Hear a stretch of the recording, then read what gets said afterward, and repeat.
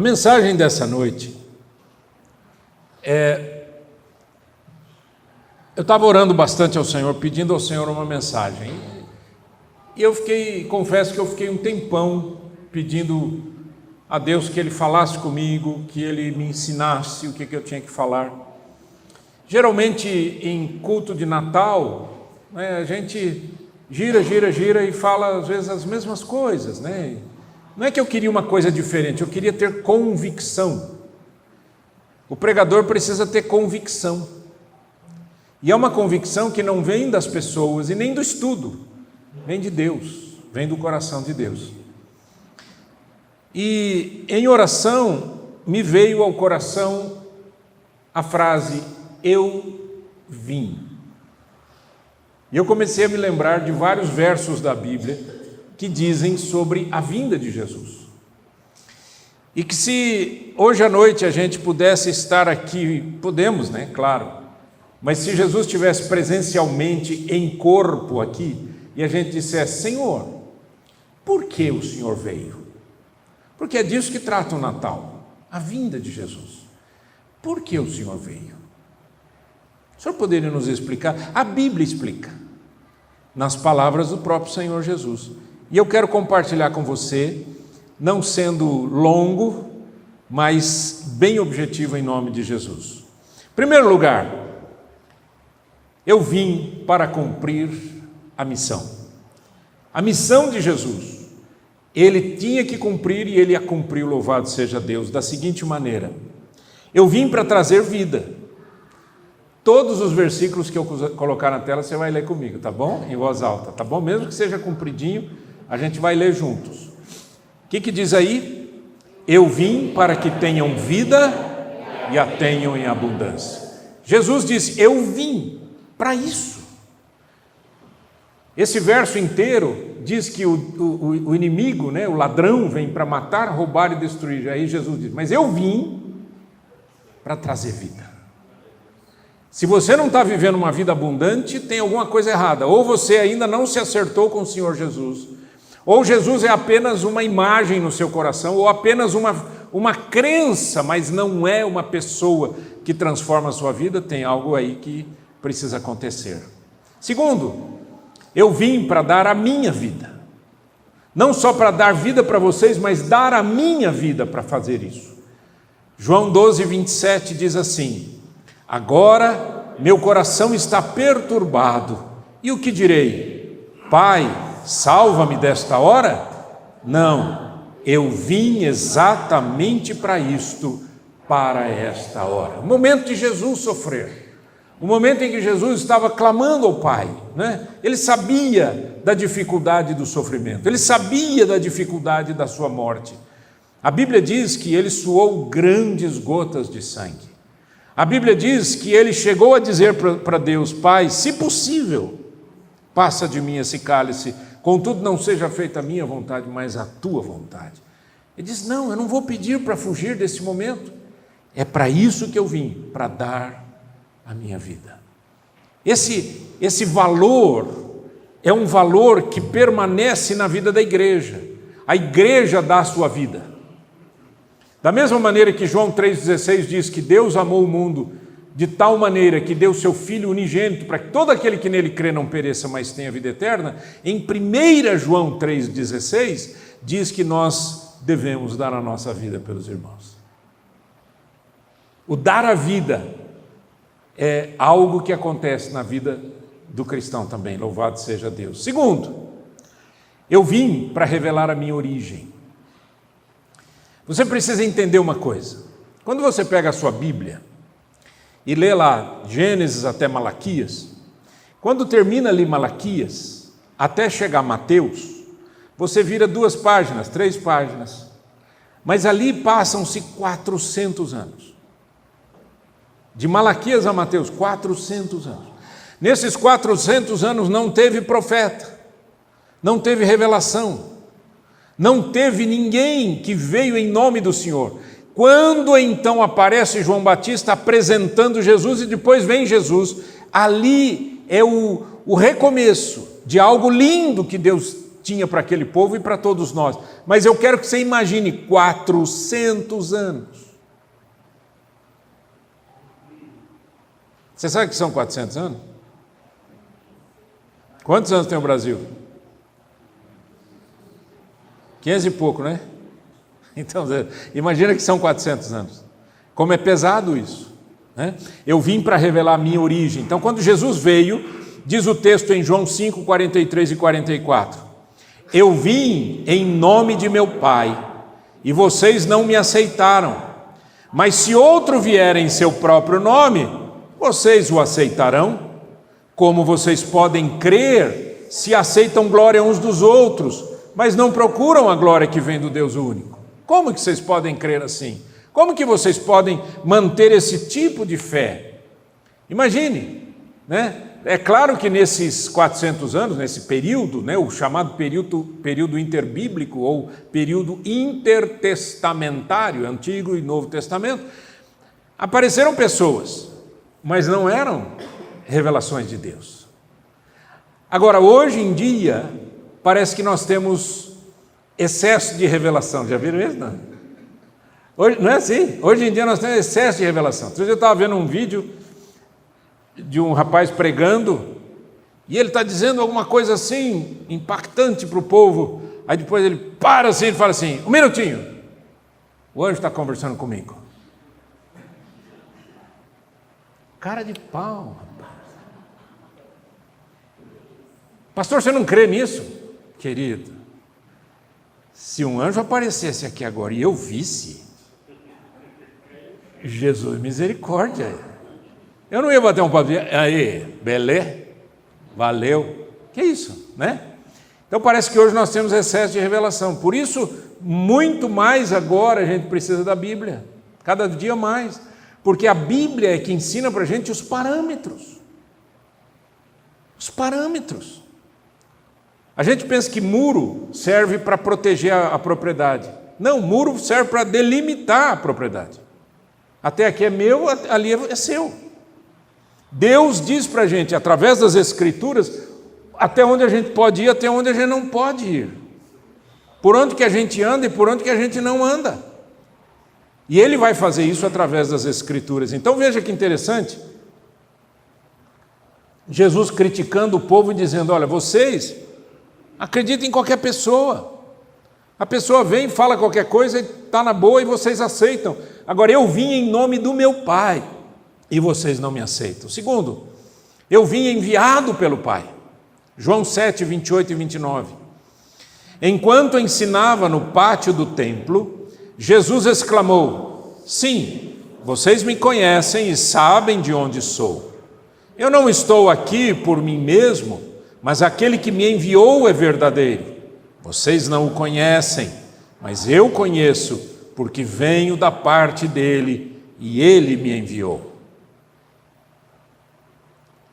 Quando as pessoas enxergaram, olhavam para Jesus, pensavam em quê? É um nazareno. A Maria é mãe dele. O José é o pai dele. Aqueles lá são os irmãos dele. É isso que as pessoas enxergam. E nós também enxergamos assim, né? A gente não enxerga o mundo espiritual, a gente enxerga o mundo natural. E Jesus diz: vocês sabem quem eu sou, vocês sabem, mas só tem uma coisa, vocês não conhecem o Pai. O Pai eu conheço, vocês não. Eu conheço o Pai porque eu vim dele, ele mandou que eu viesse. Terceiro lugar, eu vim iluminar. Veja que lindo isso. Primeiro, eu vim iluminar as percepções humanas. João 9,39, disse Jesus: eu vim a este mundo para julgamento, a fim de que os cegos vejam e os que veem se tornem cegos. Ele não está falando aqui fisicamente. Ele está dizendo aqueles que são cegos são aqueles que reconhecem a sua cegueira, são aqueles que reconhecem a sua necessidade. Jesus vem para iluminar as percepções humanas. As nossas percepções são perigosas.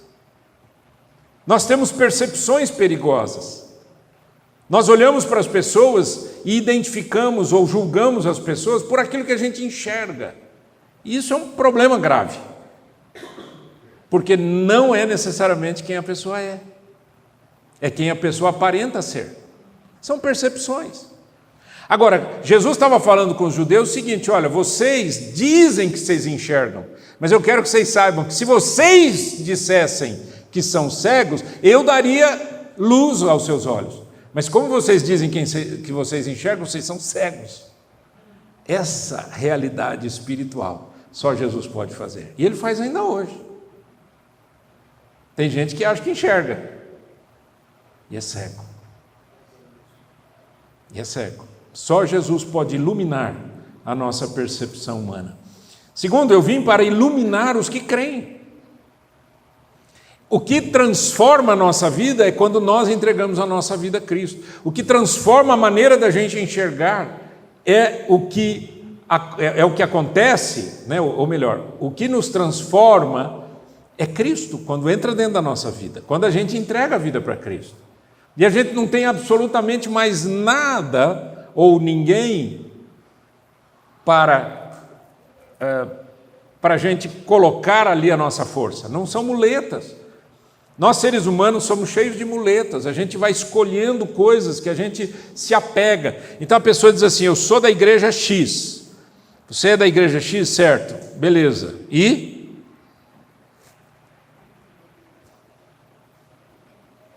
Mas a pessoa se apega àquela igreja. A minha denominação. A minha igreja é Y. Meu pastor é o pastor fulano de tal. Como se fosse assim: está aqui a minha segurança. A minha segurança não é pastor, a minha segurança não é uma igreja, a minha segurança é Cristo Jesus.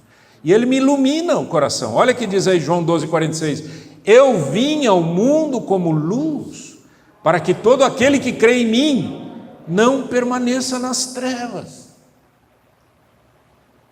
Jesus disse que as pessoas amam mais as trevas do que a luz. Pense nessa frase. Jesus disse que as pessoas amam mais as trevas do que a luz. E por que amam as trevas? Pode falar. Quem falou? Oi? Fala.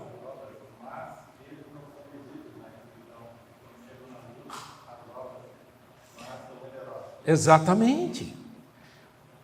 A escuridão chama atenção porque as pessoas se escondem.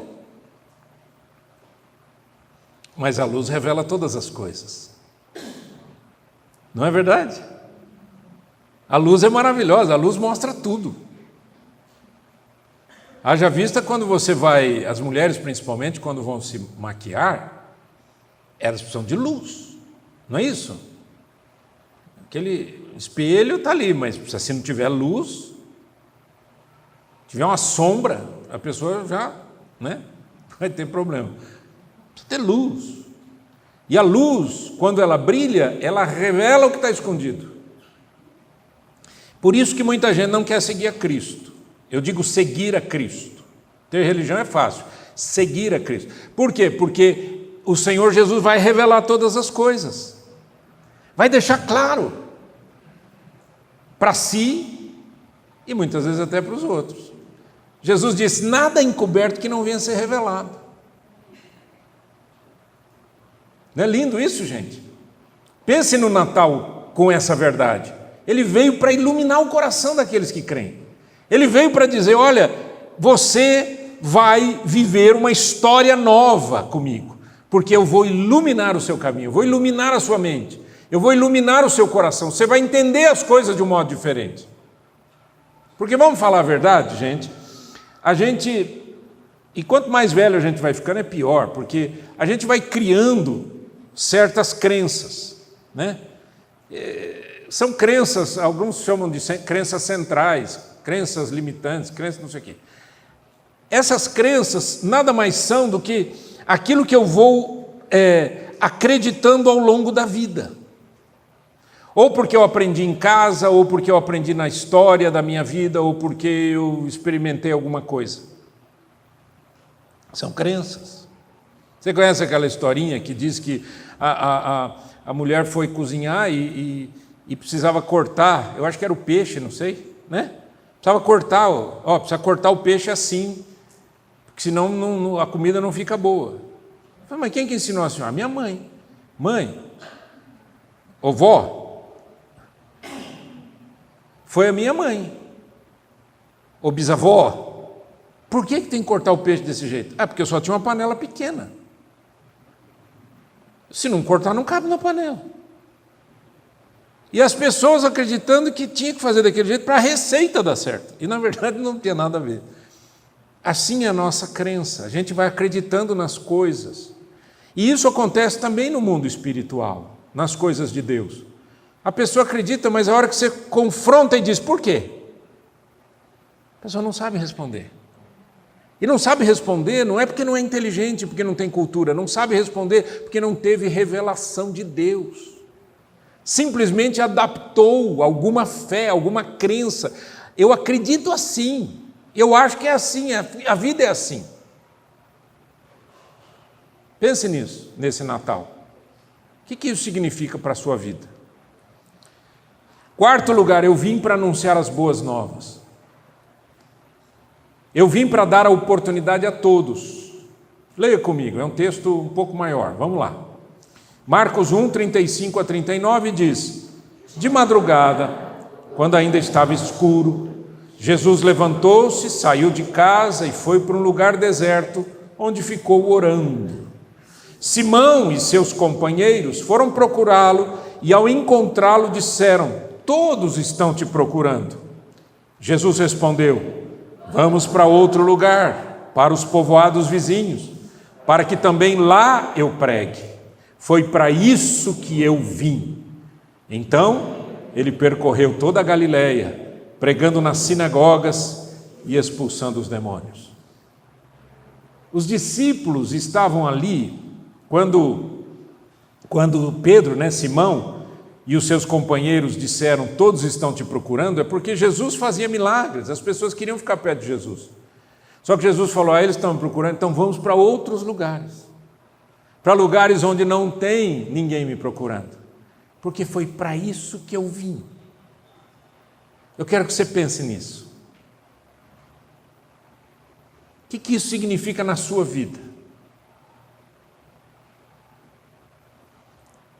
Da mesma maneira que hoje em dia nós estamos com excesso de revelações que não são necessariamente de Deus, nós estamos também com excesso de religião, de religiosidade, de igrejas, de grupos, de isso, daquilo, excesso, está lotado em todo lugar. Por um lado é muito bom, graças a Deus por isso, porque estão pregando o Evangelho. O apóstolo Paulo disse, o que me importa? O que importa é que prega o Evangelho. Aleluia por isso, glória a Deus. No entanto, muitas igrejas estão buscando uma glória que nem o Senhor Jesus permitiu-se ter ou receber das pessoas. Porque quando confrontaram e disseram, as pessoas estão te procurando, Senhor. Ele disse, então está na hora de ir para outro lugar. Vamos embora, porque eu tenho que pregar. Eu tenho que dar oportunidade para as pessoas e anunciar o Evangelho. Nós estamos reunidos aqui, glória a Deus por isso.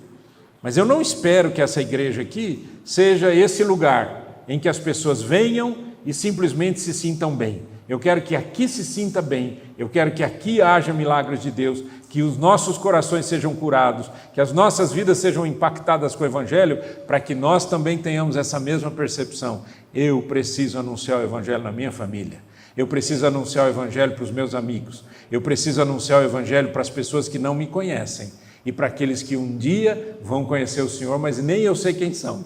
Da mesma maneira como o Senhor Jesus disse, eu tenho outras ovelhas que não são desse aprisco, eu vou para lá, eu quero anunciar, eu preciso fazer isso. É isso que Deus quer.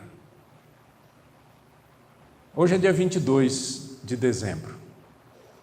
Vai chegar dia 24, passagem do dia 24 para o dia 25. O povo vai comer, vai beber, vai reunir a família, vai brigar, que é uma coisa maravilhosa. Eles vão comer tanto no dia 24 que no dia 25 vai atrás da sobra, né? Do que comeu no dia 24, e o pessoal fala, ai gente, Vamos almoçar às 3h da tarde? E aí eu pergunto, de tudo que nós conversamos hoje, o que é Natal?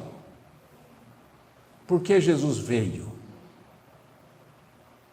Quando Jesus disse eu vim, Ele não disse eu vim para comer, eu vim para festar, eu vim para fazer árvore de Natal. A gente gosta desse ambiente cheio de luzinha, eu acho lindo isso. Se não tivesse nada disso também estava na boa, não é? Porque o objetivo de um culto é a nossa vida no Senhor, na presença do Senhor, exaltar esse Deus eterno e fazer a sua vontade. Então a minha pergunta é a seguinte: como que você vai viver esse Natal? Tudo bem, gente, eu não estou dizendo que todo mundo faz o que eu falei. Mas a gente se perde com outras coisas. O diabo, com a sua astúcia satânica, ele transformou o Natal no Papai Noel. Ele tirou o foco de Jesus e colocou no Santa Claus, Nicolau, que eu queria lembrar, né? Que é o nome dele. Papai Noel. Objetivo: presente. E é tão ridículo que esse senhor que está acima do peso, ele desce por chaminé para entregar o presente. Na primeira ele ia ficar preso. Percebe que é tudo tão ridículo, né? E ele nasceu na visão europeia, em que eles têm chaminé. Nós não temos chaminé. Acho que é por isso que ele não ganha nada. Só da churrasqueira. Mas na churrasqueira não cabe o dedo. Na Páscoa, que é a festa mais importante do cristianismo, é a Páscoa. Porque é onde nós celebramos que Jesus morreu e ressuscitou. E o diabo trouxe um coelho que bota ovo de chocolate. Perceba, isso chama-se distração. Ele tira a atenção. Então aí no Natal, né, qual é a sua tensão? Ai, gente, nós vamos ter amigo oculto. Vamos ter amigo secreto, amigo oculto, amigo não sei do quê. Não sei o que do elefante, não tem uns negócios assim também? Elefante branco. É o pior. Elefante branco não é aquele que você dá um presente, aí a outra pessoa gosta do presente que você ganhou e vai lá e tira de você? Olha o absurdo. Amigo oculto. Inimigo oculto. Inimigo oculto? Tem também? Esse que de troca, de tirar... Que lindo, que lindo, que lindo. Eu quero sugerir a vocês, se vocês estavam pensando em fazer isso, não fazerem. Porque não tem nada a ver com Jesus. Tem a ver ou não? Gente, Natal é Cristo. Lembra dessa frase? Eu vim para que tenham vida e vida em abundância. Eu vim porque o Pai me mandou. Eu vim para pregar o Evangelho. Eu vim. Para que ele veio? E por que ele está aqui? E por que você está aqui? E o que é que você vai fazer com isso? Tem uma pergunta que Pilatos fez, é uma pergunta que ecoa a história. Ele diz: quem que vocês querem que eu solte? Barrabás ou Jesus chamado Cristo? Solta-nos Barrabás. Que farei de Jesus chamado Cristo? Essa é a pergunta mais importante. Ele nem sabia que essa pergunta era tão importante. O que farei de Jesus? O que você vai fazer de Jesus esse Natal? Essa é a minha pergunta. O que você vai fazer com o que você ouviu hoje? Eu quero dizer para você uma coisa aqui nessa igreja. Nossa igreja é uma comunidade de fé, uma comunidade de amor, simples, tranquila, sem doideira, sem maluquice, bíblica, cristocêntrica. Não tem nenhum livro, nenhum outro material que substitua a Bíblia. Nada. Aqui é só a Bíblia. Absolutamente nada mais do que a Bíblia. Não somos perfeitos, mas estamos correndo a carreira com muita fé e com muito coração. E em 2024 nós queremos ampliar tudo isso. Sabe para quê? Não é para atrair para nós, é para que mais gente conheça o amor de Cristo. Para que pessoas da sua casa conheçam a Cristo. Para que você nunca mais venha ao culto sozinho. Você traga sempre alguém da sua casa. E se a gente fizer isso, estaremos cumprindo o que o Senhor Jesus quer da gente. O que Deus quer de você? Já parou para pensar nisso? O que Deus quer de você? Não é o que você quer. Pensa nisso, por favor. Não é o que você quer. Mas o que Jesus quer de você?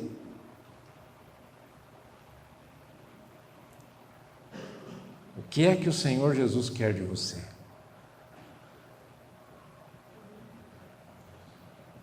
Alguns anos atrás, e eu estou terminando, eu li o testemunho do pastor David Wilkerson.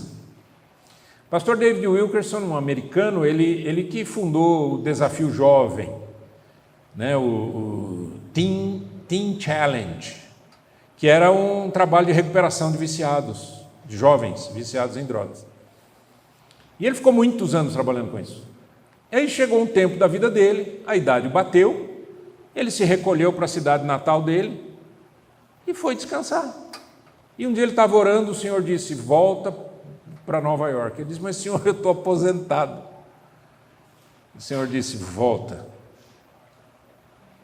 Ele voltou, plantou uma igreja, que é a igreja, me ajudem, Times Square Church, plantou essa igreja, está lá até hoje, ele já é falecido, ele e a esposa, e aquilo tocou meu coração, mas muitos anos atrás, eu ainda não estava muito longe de aposentar.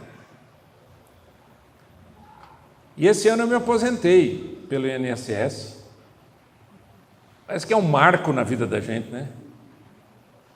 Mas eu sempre preguei o seguinte, olha, cristão não se aposenta. Você não se aposenta, porque a gente vai morrer pregando o Evangelho.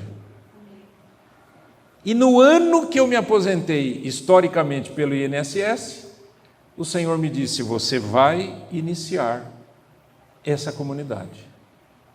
Está na hora. Depois de 12 anos orando, chegou a hora. E aí, quando eu estava pensando que eu ia dar uma descansada, dar uma relaxada no esqueleto, o Senhor disse, levanta, vamos trabalhar, porque foi para isso que eu vim, e é para isso que você está aqui na terra. Sabe por que eu estou dizendo isso para você? Porque eu quero você comigo andando e pregando o Evangelho nessa cidade. E às vezes, se você for viajar nesse Natal e for na casa de alguém, em algum lugar, não esqueça, não precisa ser chato, não precisa ser inconveniente, mas faz o povo saber o que é Natal. Tá bom? No mínimo, faça uma oração. No mínimo. Às vezes lê um versículo da Bíblia. Gente, é Natal, o aniversariante é Jesus Cristo. Vamos usar essa linguagem que eles usam, né? O aniversariante é Jesus Cristo. Então, olha, tem um versículo aqui, eu queria ler para todo mundo. Não deixe nem ninguém falar não. Você já vai falando. Posso fazer uma oração, pessoal, para agradecer por ela comida? Aí você faz. Vamos ter o Senhor Jesus nos nossos lábios, no nosso coração, para a glória dele. Amém, queridos? Nós vamos cantar uma música agora, chama-se